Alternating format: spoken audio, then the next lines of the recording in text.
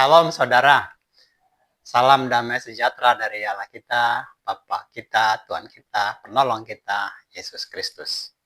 By the way, sehubungan dengan hari peringatan kematian dan kebangkitan Yesus Kristus, hari Jumat dan Minggu beberapa hari yang lalu. Barangkali ada ratusan juta orang di seluruh dunia pada saat yang bersamaan membaca ayat jeritan Yesus di tiang salib. Eli, Eli, lama sabachthani. Yang berarti, Allah, Allah, kenapa engkau sangkal aku?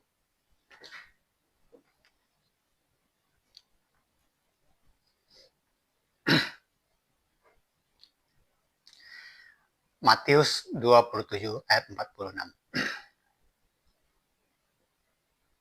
Kita akan uji ini juga. Ini ketika Yesus dibaptis di Sungai Yordan. Terdengar suara dari sorga, ada burung merpati.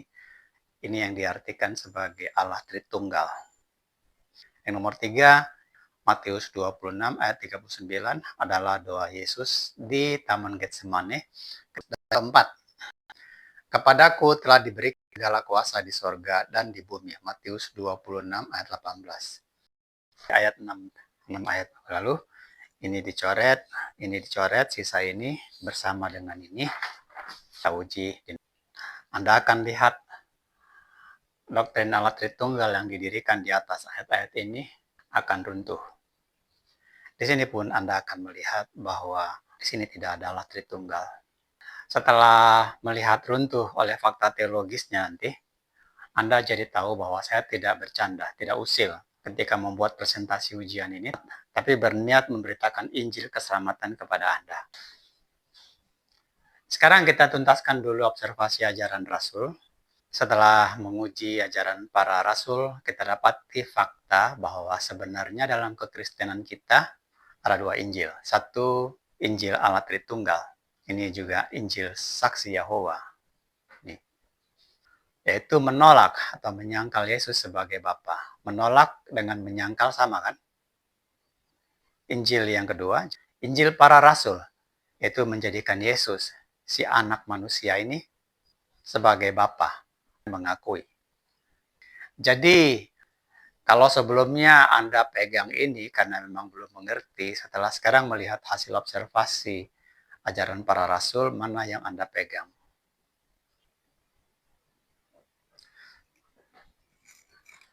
Di nomor 4, kita melihat fakta teologis. Di nomor 4, kita sudah lihat fakta para rasul mengakui Yesus sebagai Bapa. Mereka membaptis orang hanya dalam nama Yesus. Yesus memerintahkan mereka, baptislah dalam nama Bapa, dalam nama Putra, dalam nama Roh Kudus. Mereka laksanakan perintah Yesus itu dengan membaptis orang hanya dalam nama Yesus, yang berarti mereka menjadikan setiap anak yang terbaptis menjadi anak Yesus atau mengaku Yesus sebagai Bapanya.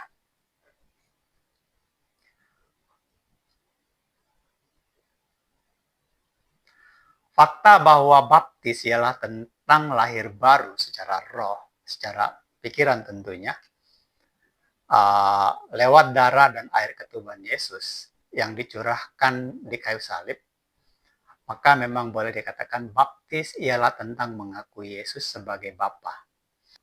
Memang kita tidak lahir sebagai bayi secara fisika, seperti yang dikatakan Yesus kepada Nikodemus.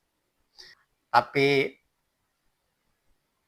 terlahir baru dengan pikiran yang diset ulang, diset baru seperti Paul melepas semua yang pernah dipegang dan mengakui Yesus di atas segala entitas. Jadi kalau pikiran Anda menolak Yesus sebagai Bapa, ya tentunya Yesus tidak mau juga menjadi Bapa bagi Anda. Seperti yang disebutkannya di Wahyu 7 ayat, di Wahyu 21 ayat 7.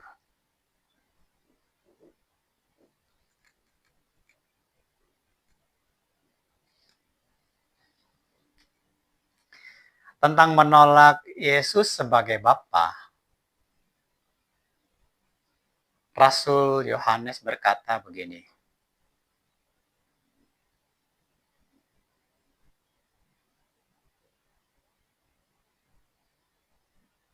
kalau Anda menolak Yesus sebagai Bapa, Rasul Yohanes berkata begini,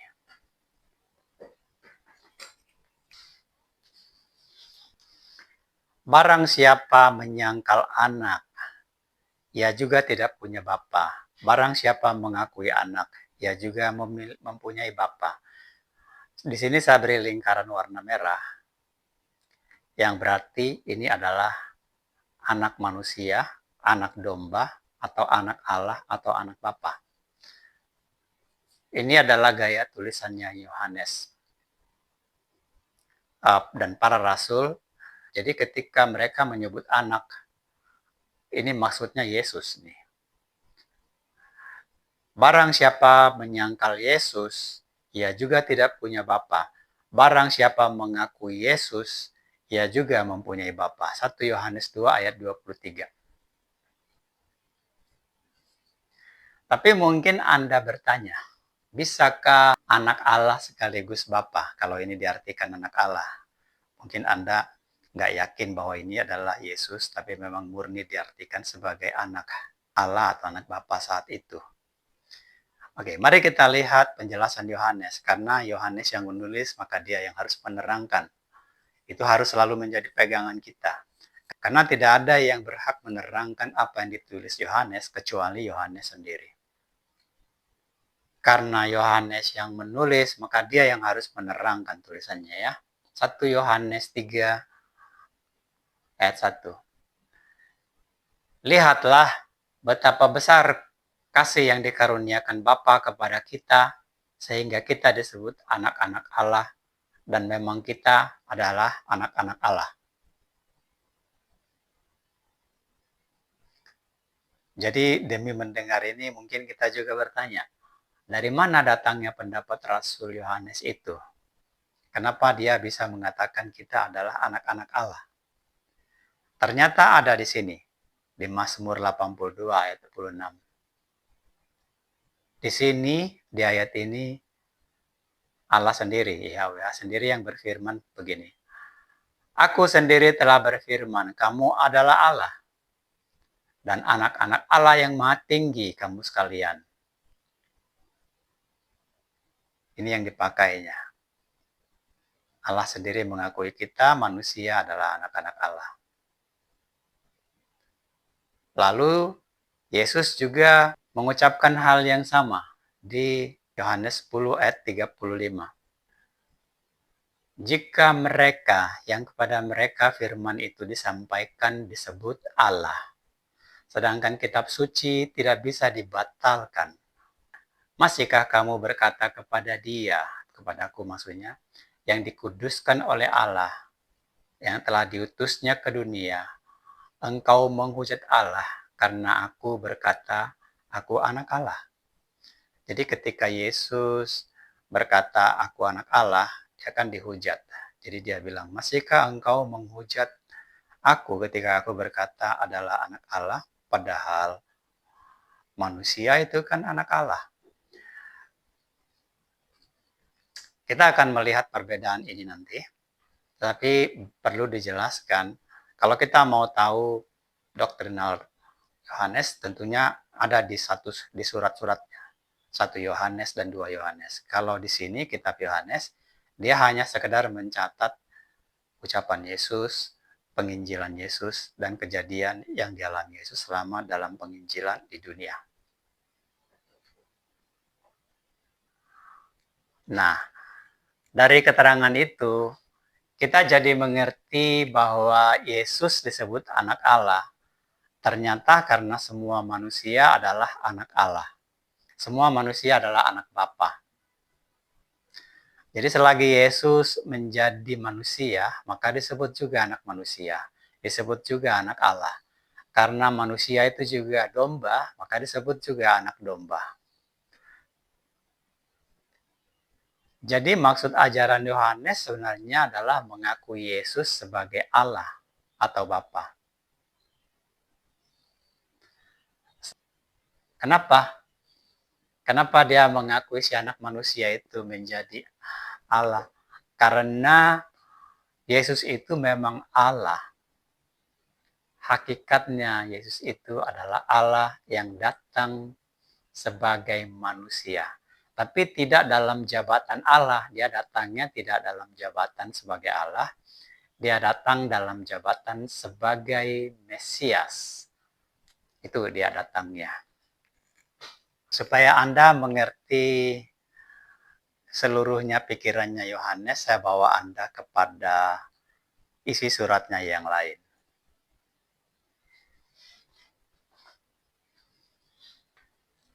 Di sini saya bawakan 3 ayat, sebenarnya ada banyak, tapi ini mewakili dari sejumlah jalan pikirannya ya. Pertama dia katakan begini, siapakah pendusta itu?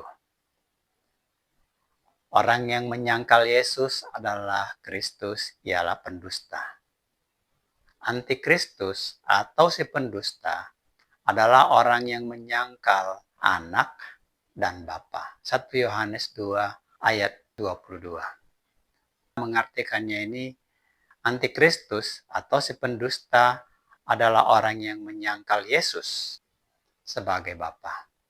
Dari mana saya tahu begitu? Dari ayat ini. Dan setiap roh ini kan ajaran ini, yang tidak mengakui Yesus, maka ajaran itu adalah ajaran antikristus. Kata kuncinya di sini, mengakui. Mengakui sebagai apa? Jawabannya di sini sebagai Bapa. Mengakui sebagai apa lagi? Jawabannya ada di sini juga. Saya bacakan. Banyak penyesat telah muncul di seluruh dunia. Orang yang tidak mengakui Yesus Kristus telah datang sebagai manusia adalah antikristus. Jadi Yesus Kristus itu bukan manusia. Tapi kalau Anda tidak mengakui Yesus Kristus itu telah datang sebagai manusia, maka Anda antikristus.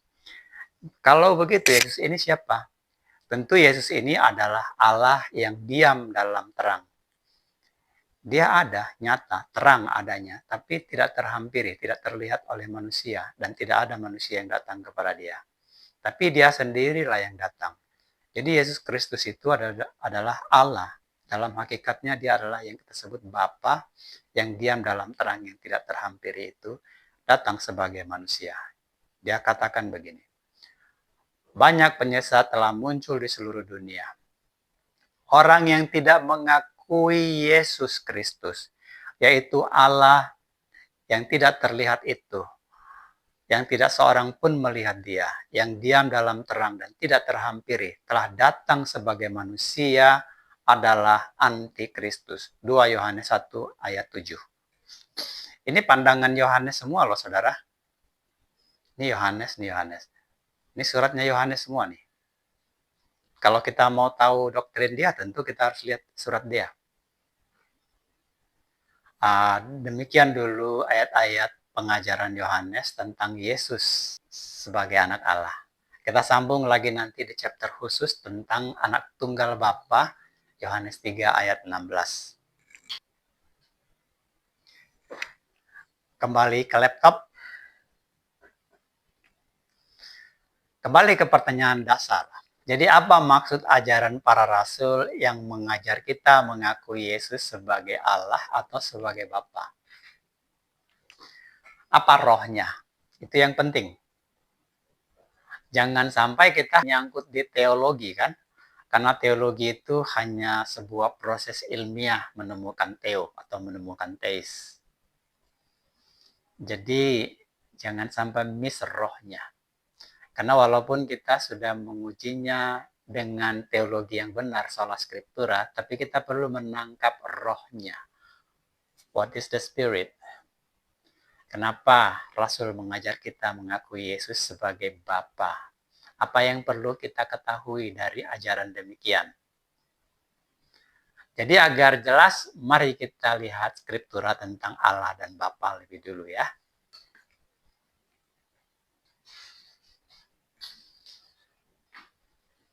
Di sini saya buat satu kotak khusus menjelaskan scriptura Allah dan Bapa.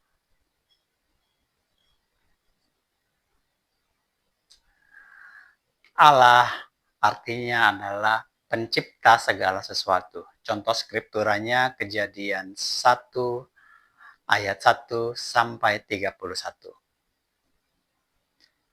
Bapa artinya adalah sumber segala sesuatu. Contoh skripturanya ada di Bilangan 27 ayat 16. Jadi sebenarnya ini dua kata yang berbeda tapi bersinonim, diksinya sama ini, sama-sama sumber segala sesuatu. Bapa bisa juga diartikan sebagai permulaan. Contoh skripturanya Kejadian 4 ayat 20 sampai 21. Saya bacakan ya. Yubal adalah bapa dari orang yang diam dalam kemah dan memelihara ternak.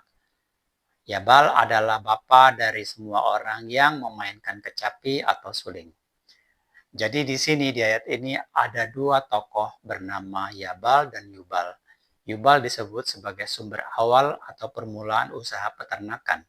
Sedangkan Yubal itu adalah sumber awal permulaan profesi main kecapi. Di sini. Selanjutnya, Bapa bisa juga disebut sebagai leluhur. Contoh skripturanya ada di Kejadian 19 ayat 36 sampai 38. Saya bacakan buat Anda. Lalu mengandunglah kedua anak Lot itu dari ayah mereka. Yang lebih tua melahirkan seorang anak laki-laki dan menamainya Moab. Dialah bapa orang Moab. Yang lebih muda juga melahirkan seorang anak laki-laki dan menamainya Ben-Ami. Dialah bapa orang Ammon yang sekarang. Jadi di sini diartikan sebagai leluhur moyang. Selanjutnya ini bapa juga bisa diartikan sebagai yang melahirkan. Contoh skripturanya ada di Bilangan 11 ayat 12 ini. Kalau Anda baca Bilangan 11 ayat 12 itu Anda akan melihat bahwa YHWH diumpamakan sebagai bapa yang melahirkan Israel. Dan pada saat yang sama, Musa diumpamakan sebagai inang yang mengasuh dan memangku-mangku Israel. Ayat ini perlu memang sengaja saya pilih untuk nanti membawa kita kepada pengertian perumpamaan yang lain, di mana dalam Tritunggal kan ada ajaran bahwa Yesus itu adalah anak yang dipangku-pangku oleh Bapa. Jadi kita perlu memahami perumpamaan tentang memangku anak. Nanti kita akan lihat itu. Sekarang konteksnya hanya sebatas ini dulu. Dalam konteks Indonesia, Soekarno itu adalah bapa yang melahirkan Indonesia. Dalam konteks Israel, YHWH itu adalah bapa yang melahirkan bangsa Israel. Itu juga sebabnya Israel menyebut YHWH itu sebagai bapa. Karena Israel itu dilahirkan oleh YHWH. Dan selanjutnya kita melihat perumpamaan itu di dalam Alkitab. Yang jika semua bangsa atau semua manusia dianggap sebagai anak bapa, maka di antara semua manusia Israel itu dianggap sebagai anak sulung. Kelak akan kita bicarakan itu juga di perumpamaan anak tunggal ya. Sekarang kembali ke sini, bapa. Arti bapa bisa juga diartikan sebagai kepala keluarga. Contohnya ada di Bilangan 12 ayat 8. Di situ ada kata sandi, namanya sebuah kata sandi rumahku. Saya sebut sandi karena ke depan kita akan bicara bahasa sandi. Jadi rumahku itu adalah sebuah sandi untuk mengatakan begini. Kalau alam raya ini dianggap sebagai sebuah keluarga, maka YHWH itu adalah kepala keluarga. Kalau kita seluruhnya dianggap sebagai sebuah gereja, maka YHWH itu adalah kepala gereja. Itulah semua struktura tentang Bapa. Di sini terlihat bahwa Allah dan Bapa itu entitas peran semata. Kembali ke laptop. Jadi berdasar semua skriptura itu, bisalah kita buat analogi penggunaan entitas tersebut. Saya bikin analoginya begini. Jika alam raya ini maksudnya ya semua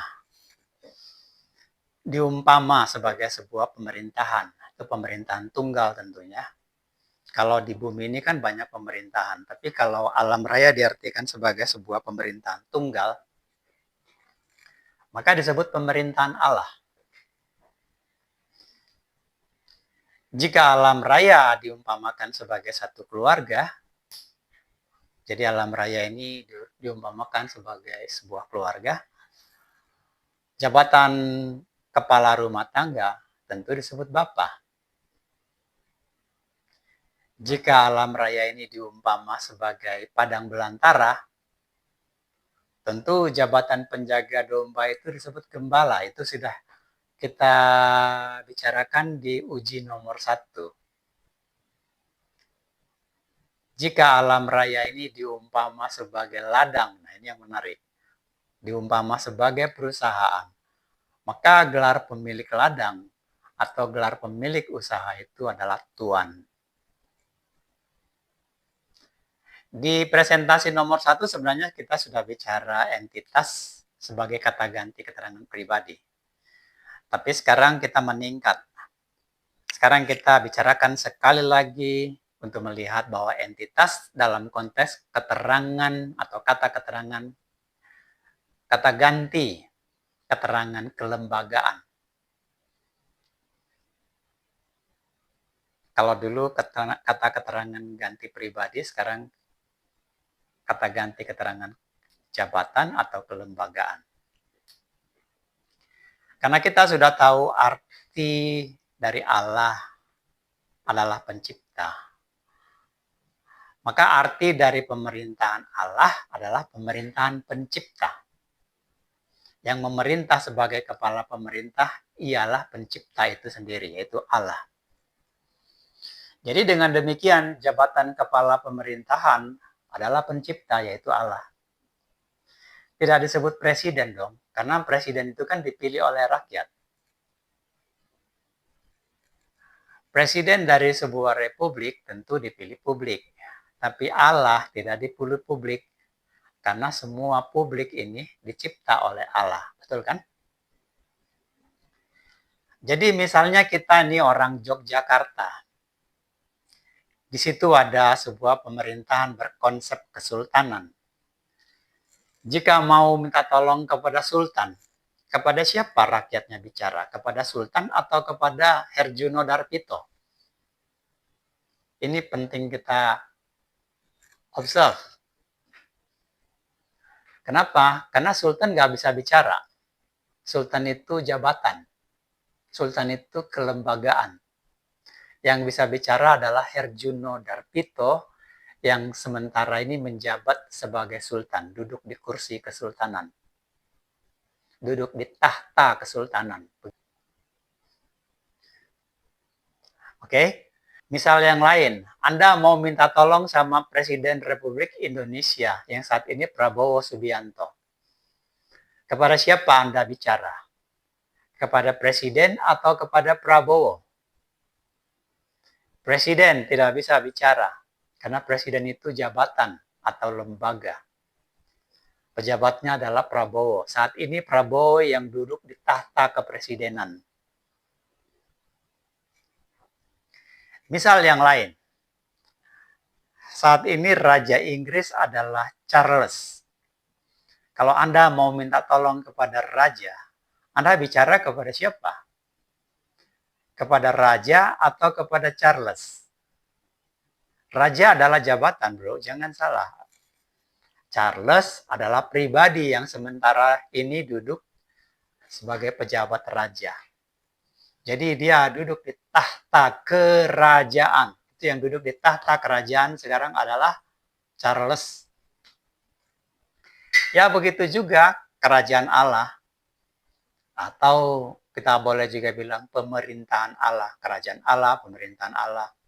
Pemimpin pemerintahan Allah atau kerajaan Allah tentu Allah. Allah itu tidak bisa bicara karena Allah itu jabatan atau kelembagaan.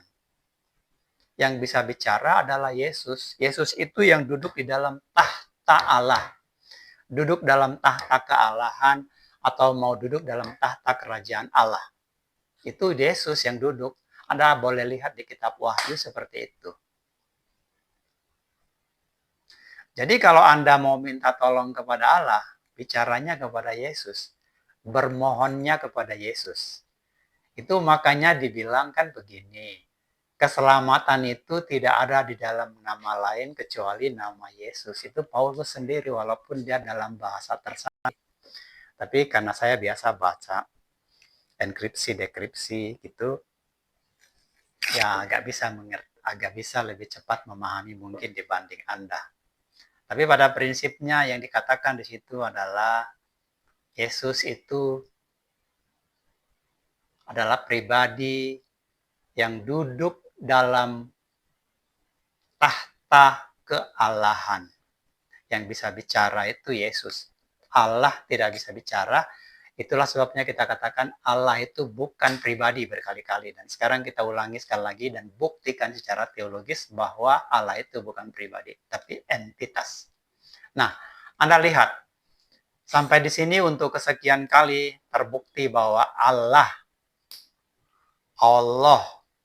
Gusti Allah, Tuhan, Bapa, Sang Yang Widi, itu hanya entitas.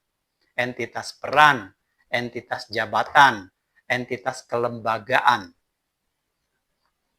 Itu semua dipakai sesuai konteksnya. You name it and you use it as its context. Gunakan sesuai konteksnya. Jadi berdasar itu, kembali ke konteks Tuhan dan Allah. Maka kita bisa bikin definisi begini.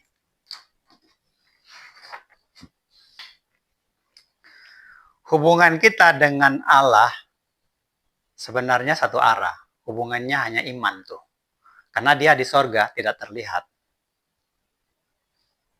Memang betul kita beriman kepada dia bahwa diri kita ini dicipta oleh Allah. Tapi karena kita tidak kenal Allah, dan Allah itu hadir bersama kita, maka hubungan kita kepada Allah sebenarnya searah. Nah, kita di bumi. Di bumi ini kita kan materi, sesama saling kenal, saling lihat gitu. Jadi hubungan kita dengan Tuhan itu kan laksana pemberi kerja, majikan atau bos, pemilik ladang. Ya sama dengan bos yang memberi kita kerja, atau dalam perumpamaan yang lain diumpamakan juga sebagai suami dan istri. Hubungannya dua arah. Ada dasar perjanjiannya. Jadi berdasarkan itu, jika Anda menyembah Allah ini, itu nyembah entitas. Nyembah Tuhan juga nyembah entitas, karena Allah, Tuhan, Bapa itu semua entitas. Tapi pribadinya adalah Yesus. Maka kalau Allah Anda bukan Yesus, Tuhan Anda bukan Yesus, ya keliru kemana-mana. Apalagi Anda sampai mengatakan mengimani tiga Allah. Ya itu multiteis tuh. Saya tahu di antara kita tidak ada yang suka disebut multiteis. Tidak ada Kristen yang berniat multiteis, karena Kristen adalah kebalikan dari multiteis. Tapi karena iman tiga Allah itu dibungkus dengan kalimat sehakikat, itulah yang membuat kita tidak merasa multiteis. Jadi agar Anda mengerti iman Anda, apakah pikiran Anda sebenarnya multiteis atau tidak? Di sini saya beri contoh. Dengan contoh inilah Anda bisa menguji isi pikiran Anda sekarang. Iman Anda akan teruji lewat contoh ini. Jadi pada satu hari, saya beribadah di gereja penjara. Ibadah itu dipimpin oleh seorang Kristen Protestan berlatar belakang iman jamak. Jadi duit nature, duit tunggal, tritunggal, itu saya sebutnya iman jamak aja supaya simple. Tidak bermaksud menghina, tapi faktanya kan Anda mengimani tiga pribadi, ya iman jamak dong. Di ibadah itu hadir seorang narapidana yang baru masuk penjara. Dia baru seminggu. Dalam kompleks penjara itu ada gereja yang jadi bagian dari pembinaan para narapidana. Saat diberi ruang kesaksian, dibuka ruang kesaksian, narapidana baru itu maju untuk memberi kesaksian iman lewat sebuah lagu berjudul Seperti seperti rusa ku rindu sungaimu. Nah, di bagian referen ia nyanyi begini. Yesus, Yesus, kau berarti bagiku. Yesus, Yesus, kau segalanya bagiku. Tampaknya narapidana itu memang menjiwai lagunya sampai seperti nangis gitu. Dia bilang menjadikan Yesus sebagai satu-satunya yang berharga bagi dirinya tanpa ada Allah yang lain. Nah, di luar dugaan saya, koordinator ibadah itu protes. Dia beritahu begini, aslinya lagu itu pujian buat Bapa, bukan buat Yesus, begitu katanya. Jadi bukti bahwa lagu itu bukan pemujaan bagi Yesus, dengan sangat sopan ia menunjukkan kitab. Saya tunjukin begini, ini madahnya nih. Dan kita lihat memang di situ ada daftar lagu, termasuk di situ tercantum lagu seperti Rusa. Lengkap dengan notasinya, ada notasinya. Memang di situ tidak ada terlihat disebut nama Yesus. Itu aslinya sih lagu dalam bahasa Inggris ya, tapi diindonesiakan tuh.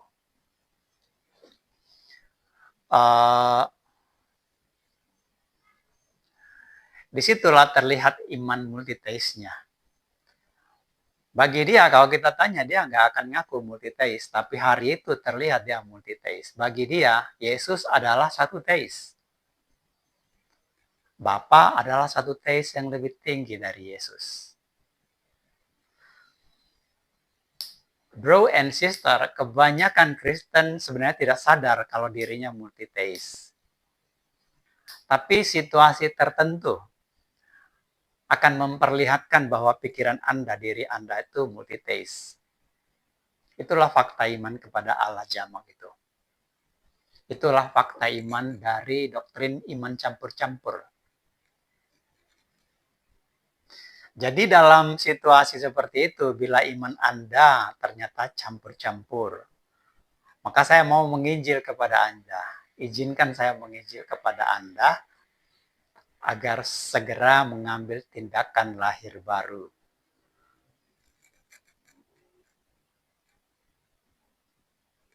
Mungkin Anda tanya bagaimana cara lahir baru. Maka dengarlah ini ajaran Yesus ya.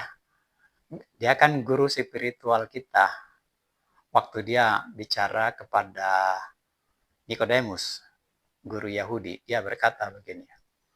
Aku berkata kepadamu, Nikodemus, jika seorang tidak dilahirkan dari air dan darah, roh, ia tidak dapat masuk ke dalam kerajaan Allah. Apa yang dilahirkan dari daging adalah daging, dan apa yang dilahirkan dari roh adalah roh. Dilahirkan dari ajaran ini. Jangan heran, karena aku berkata kepadamu, harus dilahirkan kembali. Itu Yohanes 3 ayat 5 sampai 7. Saya percaya Anda pernah baca ayat itu. Guru Dwinatur, Guru Dwi Tunggal, Guru Tritunggal, Guru Saksi Yahova perlu dengar ini. Perlu dengar berita Injil ini, bro. Mungkin karena selama ini tidak ada yang memberitahu Anda arti lahir baru. Jadi dengarlah Injil ini. Ini Injil saya kabarkan buat para sahabat saya nih. Jadi sama seperti bayi yang baru lahir. Sama seperti bayi yang baru lahir. Yang tidak tahu apapun. Demikianlah sebenarnya situasi orang yang lahir baru secara roh melalui baptis. Baptis itu adalah membuang semua isi pikiran, semua ikatan-ikatan, membuang roh lama dari pikiran-pikiran kita, mengisinya dengan pikiran baru, yaitu roh baru, dengan satu nama, yaitu Yesus. Tidak punya Allah lain kecuali Yesus. Itu lahir baru. Kita nggak lahir secara fisika, lahir jadi bayi lagi, tapi pikiran kita harus diset ulang seperti tidak mengenal yang lain, membuang yang lain, dan hanya kenal satu Allah, yaitu Yesus. Jadi berdasarkan itu, periksalah pikiran Anda. Karena sebenarnya memang Anda harus jawab pertanyaan Yesus ini. Apa katamu? Siapakah aku bagimu? Matius 16 ayat 15 itu adalah pertanyaan abadi yang harus dijawab oleh setiap orang yang berharap keselamatan di dalam Yesus. Yesus pasti tagih, emang gua siapa bagi kamu? Sehingga kamu bertanya keselamatan kepadaku. Kira-kira begitu. Memang tidak tertulis begitu, tapi itu rohnya. Maka dia bertanya, siapa aku bagimu? Jadi kalau Anda bilang Yesus itu kamu adalah korban, kamu adalah umpan, kamu hanya utusan dari Bapakku. Ya, tentu dia tidak akan menerima Anda. Karena para rasul sudah memberitahu harus mengaku Yesus sebagai Allah, sebagai Bapa. Dengan demikian, bagi Kristen yang sudah dibaptis, walaupun Anda Kristen yang sudah dibaptis, bila pikiran Anda terbagi kepada Bapa, kepada Roh Kudus, kepada Putra, itu sama dengan multiteis. Dan kalau iman Anda kepada Yesus tidak jelas, itu namanya suam-suam kuku. Jadi pada dasarnya memang hanya ada dua pilihan, bro. Yesus Kristus atau anti Yesus Kristus. Mengakui Yesus sebagai Allah atau menolak. Itulah pilihan yang dihadapkan para rasul kepada kita. Itu sebab mereka membaptis orang hanya dalam nama Yesus. Yang berarti orang itu hanya mengikuti satu pribadi, yaitu Yesus. Bukan mengikuti Allah. Kita harus tetap memuliakan Yesus sebagai Allah. Memanggil dia sebagai Allah. Memanggilnya Bapa. Saya juga kalau doa, ya Bapa, ya Allah. Tapi Bapa saya Yesus, Allah saya Yesus. Entitas mulia itu harus kita tetap gunakan. Kita tidak boleh sembarangan menyebut nama, itu hukum.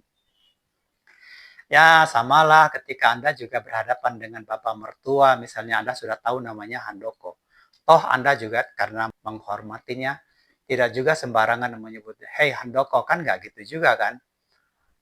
Pasti sebutnya Om, Bapak, pasti begitu. Tapi pribadinya tentu kita tahu itu Handoko. Sama seperti itu. Jadi kalau setelah mendengar ini Anda jadi mengerti, segera baptis. Lahir baru di dalam Yesus. Bagi Yahudi dan Islam yang memang monoteistik, harus juga mengakui Yesus sebagai Allah. Karena kalau Allah Anda bukan Yesus, maka Yesus akan menolak Anda, di mana keselamatan itu memang hanya ada di dalam diri Yesus. Hanya Yesus Allah yang sudah membuktikan diri tidak takluk oleh maut. Karena ia berkuasa atas maut, maka ia juga berkuasa menyelamatkan kita dari maut. Menyelamatkan kita dari neraka itu hanya Yesus.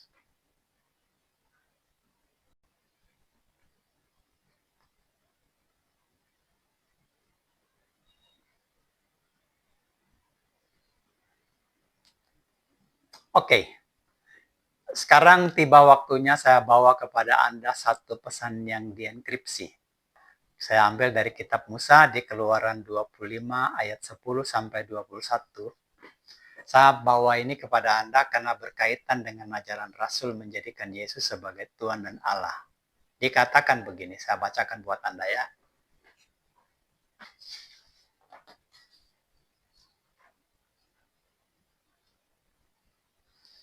Keluaran 25 ayat 10 sampai 21.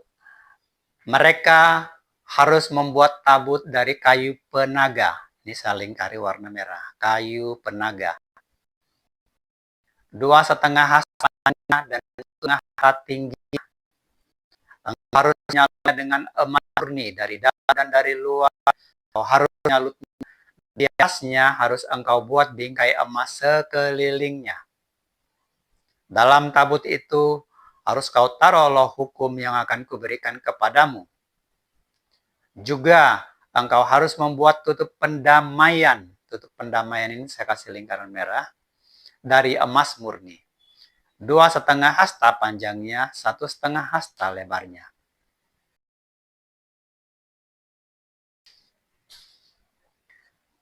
Dan harus kau buat 2 kerup dari emas.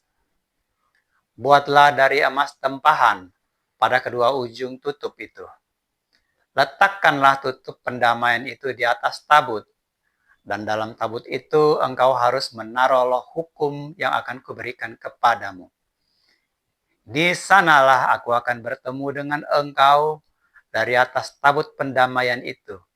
Di antara kedua kerup yang di atas tabut hukum itu, aku akan bicara dengan engkau tentang segala sesuatu yang akan kuperintahkan kepadamu untuk disampaikan kepada Israel. Yang saling karin ini adalah di sana aku akan bertemu engkau. Ini adalah nubuat bahwa dia akan datang kepada kita. Dan dia sudah datang, dia Yesus. Itu sebabnya saya sangat yakin karena ini kan bahasa sandi. Dari atas tutup pendamaian itu, dari antara kedua kerup yang di atas tabut hukum itu, aku akan bicara kepada engkau.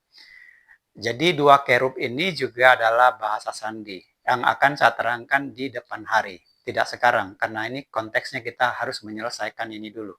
Ini bukan subjek pembicaraan utama, tapi sebagai pengantar buat Anda, bahwa memang dia telah menubuatkan kedatangannya kepada kita. Yang menjadi subjek kita sekarang adalah kayu penaga dilapis dengan emas. Ya, kembali ke laptop ya, begini. Sekarang kita periksa tabut perjanjian dilapis emas murni itu.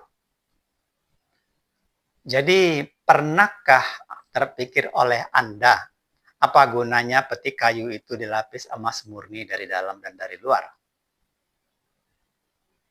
Cerita aneh kan ini sebenarnya. Untuk apa?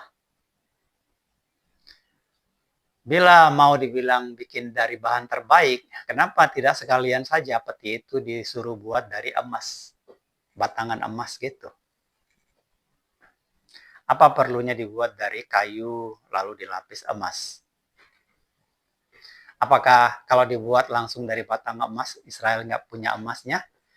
Mungkin. Dia baru rampas Mesir semuanya ketika mau berangkat, semua berkilo-kilo, berton-ton emas. Semua dari negeri itu diberikan kepada mereka. Bikin lembu aja mereka bisa dari emas, kok gede tuh lembunya dari emas. Jadi apa perlunya dibuat dari kayu, lalu dilapis dari emas? Kalau dibilang tidak ada arti apa-apa di situ, ya rasanya janggal. Soalnya perintah itu sangat detail, rinci. Ya, rinci menyebut setiap bagiannya, juga menyebut dimensinya. Jadi tidak mungkin cerita itu cerita sambil lalu yang tidak ada arti. Pasti ada artinya. Dan dalam perspektif sandi, bahasa kriptografi itu memang sandi. Tapi saya tidak bisa serta-merta menjelaskannya kepada Anda, karena belum tentu Anda percaya. Karena nggak mengerti dasarnya begitu. Tapi sebagian-bagian yang mudah saya jelaskan kepada Anda akan saya jelaskan begini.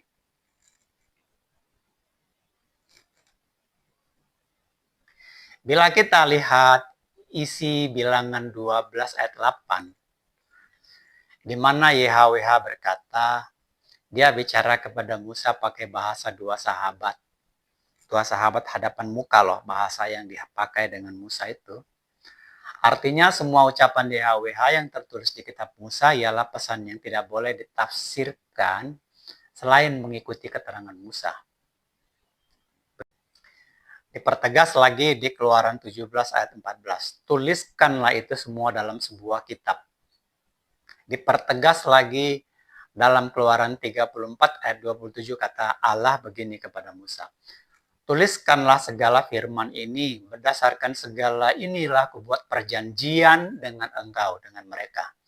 Jadi nanti kalau kita dihukum juga pasti terkait dengan perjanjian satu Allah itu. Jangan ada Allah lain bagimu. Pasti terkait dengan itu juga. Karena itu perjanjian yang harus dituliskan, diperintahkan, diajarkan kepada semua. Itu jelas keterangan yang diulang-ulang untuk membuat kita mengerti Allah memang punya maksud untuk setiap baris kalimat yang tertulis di kitab Musa itu. Nah sekarang, apa arti penaga kalau begitu? Siapa yang tahu itu? Tentu Musa. Di mana diterangkannya? Tapi lebih simpelnya kita lihat dari Rasul. Karena dalam perspektif Sandi itu kan angka-angka tadinya. Tapi saya melihat bisa saya jelaskan dengan cara yang simpel begini. Jadi pertama saya ajukan pertanyaan kepada Anda begini. Pernahkah Anda berpikir bahwa pesan Allah menyuruh kita bikin kayu dan peti emas itu? Pernah mikir nggak kenapa Allah suruh kita bikin, kenapa suruh, kan kita yang disuruh. Kita lah Israel itu kan. Kita lah yang berjanji satu Allah itu. Israel itu kan umat yang dipilihnya, dibuatnya untuk hidup dalam satu perjanjian, hanya ada satu Allah. Jadi kalau Anda misalnya adalah umat yang memang ikut berjanji dan mematuhi peraturan itu satu Allah. Sekarang pertanyaannya kepada Anda, pernahkah Anda berpikir atau bertanya, kenapa Allah menyuruh kita bikin peti kayu dilapis dengan emas?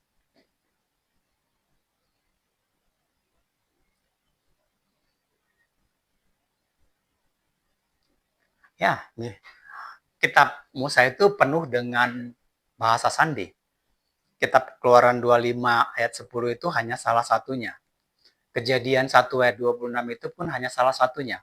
Yang terlanjur diartikan sebagai Tritunggal. Itu salah karena jawaban yang sebenarnya ada dalam kitab Musa itu juga. Itu akan kita observasi di nomor berikutnya. Sekarang kembali ke Keluaran 25. Pertanyaan dasarnya, kenapa harus dilapis emas murni dulu, barulah YHWH mau memberi loh hukum itu, disimpan di situ. Seandainya tidak dilapis emas, apakah YHWH mau menaruh rohnya di situ? Mau menaruh hukumnya di situ? Sebenarnya itulah sandi yang membimbing kita kepada pengertian mengakui Yesus sebagai Tuhan dan Allah. Mari kita lihat keterangan Paul tentang tabut kayu dilapis emas itu ya. Dia terangkan begini. Tabut itu sama dengan wadah atau bait. Ini harus mengerti semiotika. Baca Alkitab nggak ngerti semiotika ya, jangan komplain bilang Alkitab itu gini gitu-gitu. Anda sendiri memang miskin semiotika, gimana mau nyalahin Alkitab coba. Tabut itu kalau saya bilang peti, bahtera, salah nggak? Pasti Anda bilang, oh kenapa begitu, kenapa begitu. Tabut itu, bahkan Paul bilang bait, itu wadah. Itu bisa dikatakan bahtera. Berarti tabut itu adalah simbol tubuh kita. Karena sudah dikatakan sebelumnya bahwa tubuhmu adalah bait Allah. Roh Allah akan diam di dalam engkau. Kan gitu kata Paul. Terbuat dari kayu itu simbol untuk mengatakan tubuh kita ini, tubuh ini dari kayu itu cuma barang fana, unsur tanah, campur-campur. Tubuh kita ini pasti mati dan kembali ke tanah. Sesuatu yang berasal dari tanah, kayu juga dari tanah. Kenapa disebut debu tanah?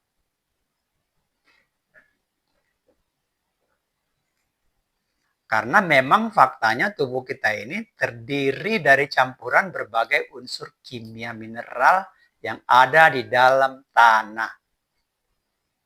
Itu faktanya. Jadi katakanlah tubuh kita ini terdiri dari 60% air.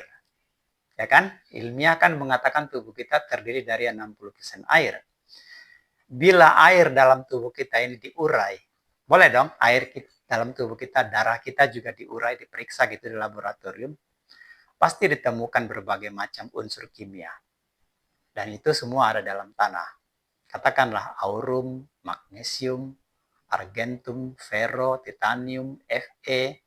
Misalnya kalau Anda bilang sebut mangan dan sebagainya, koper lagi, ada dalam tubuh kita, ada dalam darah kita, ada dalam air tubuh kita.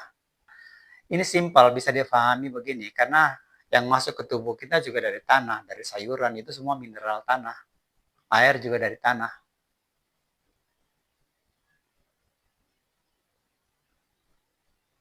Jadi tubuh kita itu memang campur-campur. Segala sesuatu yang ada di tanah ada dalam tubuh kita. Atau segala sesuatu yang ada dalam tubuh kita ada dalam tanah.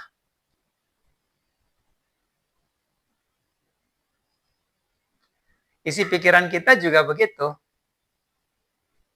Memang pikiran sih tidak ada unsur kimia, tapi kan campur-campur. Campur aduk oleh banyak kepentingan ini. Pikiran ini kan tempat bercampur segala macam hal, ajaran, teori, ya kepentingan macam-macam di sini. Siapa Allah? Allah ajaran Tritunggal, Allah ajaran monoteis, Allah ajaran Buddhisme. Kadang-kadang kita pikir Buddhisme yang benar, kadang-kadang kita pikir Konghucu yang benar. Semua di sini. Pikiran ini bisa berubah-ubah, tapi bisa juga jadi campur aduk. Anda aduk-aduk semua, Anda campurkan jadi satu, membuat satu rumus sendiri. Ini di sini.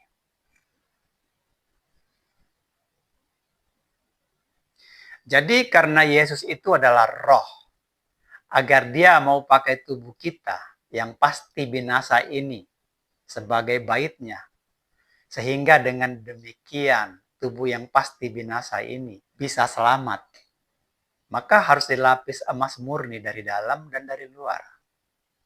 Artinya dimurnikan. Bagaimana cara memurnikannya? Caranya sudah dijelaskan oleh Paul. Caranya begini. Segala sesuatu sebelum mengenal Yesus, kuanggap rugi karena pengenalan akan Yesus Kristus. Tuanku lebih mulia daripada semuanya. Demi dialah aku melepas semuanya dan menganggapnya sampah agar aku beroleh Yesus Kristus. Jadi bagi dia, dia tidak mengimani entitas. Waktu dia di Yahudi, mungkin dia bertengkar, bukan hanya soal-soal Allah, mungkin hanya menyebut YHWH aja dia bertengkar. YHWH mungkin diperebutkan orang dengan mengatakan Yehowa, Yahweh, dan segala macam. Itu dianggap sama dia semua sampah. Dia juga tidak menyembah Allah, dia tidak menyembah Adonai, tapi dia menyembah Yesus. Maka dia bilang, aku membuang semuanya demi Yesus. Filipi 3 ayat 8. Itulah yang dia maksud tentang menjadikan satu Tuhan dan satu Allah di dalam 1 Korintus 8 ayat 6 itu. Jadi contohnya ini ya, contoh dalam kenyataan hidup itu begini. Dalam kenyataan, ini dalam kenyataan hidup orang beriman ya, termasuk saya. Sebenarnya rasa takut kita kepada Allah itu kan hanya di bibir. Walau kita akui Allah itu adalah pencipta kita tidak takut kepadanya. Sebenarnya rasa takut kita kepada Allah cuma sebatas di bibir aja. Contohnya misalnya gini, ada seorang beriman kepada Allah, bersyahadat dia, tiada Tuhan selain Allah. Dia berjanji hanya setia kepada Allah. Tapi Allah suruh dia pergi ke kitab terdahulu, tapi dia fitnah. Dia bilang itu sudah dipalsu itu. Dia perginya malah ke kitab Bukhari, kitab Maliki, kitab Hambali, kitab Hanafi, dan sebagainya. Bahkan dalam kenyataan bisa jadi banyak orang beriman lebih menurut kepada kuncen Gunung Kawi itu, dari kepada nurut kepada Allah. Misal lain, ada seorang wanita bersyahadat, tiada Tuhan selain Allah, berkerudung, sopan. Tapi tuan tempat dia kerja dihargainya lebih tinggi dari Allah. Disuruh buka baju, dia buka bajunya. Disuruh buka celana, dia buka celananya. Ya dalam realita, kita memang lebih takut kepada Tuhan. Kita lebih takut kepada Tuhan yang memberi kerja daripada Allah yang mencipta kita. Karena walaupun Tuhan itu manusia, ya, dia berhak mengusir kita, dia berhak mempromosikan kita atau berhak memecat kita. Dia berhak berbuat jahat kepada kita. Dipromosi, dipecat tergantung hubungan baik kita dengan Tuhan. Jadi memang masuk akal jika lebih takut kepada Tuhan daripada nurut kepada Allah pencipta yang tidak terlihat. Apa bedanya? Para rohaniwan juga gitu. Hari-harinya baca Alkitab, baca firman panjang-panjang, tapi perut dan syahwatnya yang jadi Tuhan. Itu kata Paulus loh. Saya kutip dari Roma 16 ayat 8, dia bilang begini. Sebab orang demikian tidak melayani Kristus, tapi melayani perut sendiri. Dengan kata-kata muluk dan bahasa manis mereka menipu orang-orang yang tulus hati. Itu hebatnya Paul, dia mengerti pikiran para hamba. Karena dia juga hamba. Dia hamba Allah. Maka seturut sandi tabut harus dilapis emas murni. Pikirkanlah bro. Doktrin Tritunggal, doktrin saksi Yahova, Mormon yang menolak Yesus sebagai Bapa. Itu membawa keselamatan atau membawa kebinasaan. Kita berharap keselamatan dari Yesus, hanya Dia yang baik itu. Anda sudah melihat betapa dalam ajaran para rasul. Berapa dalamnya nilai holistik yang sebenarnya dimaksudkan. Ini penting untuk kita mengerti kan. Karena kalau kita hanya ngerti teologinya, nggak nangkap rohnya. Bukan apa-apa, kita takutnya kita tidak mau ditolak. Dan kita yakin kita tidak ditolak. Tapi ada sejumlah alasan yang membuat kita perlu berpikir, kita ditolak atau tidak. Ya kalau kita nggak mengerti apa yang kita diajari, karena ini kan tentang roh semua. Ini semua tentang pikiran. Apa yang keselamatan Anda tentang pikiran Anda. Anda menerima, menolak, itu di pikiran. Jadi nanti pun ada ditolak karena pikiran Anda. Anda menolak Yesus, Anda ditolak.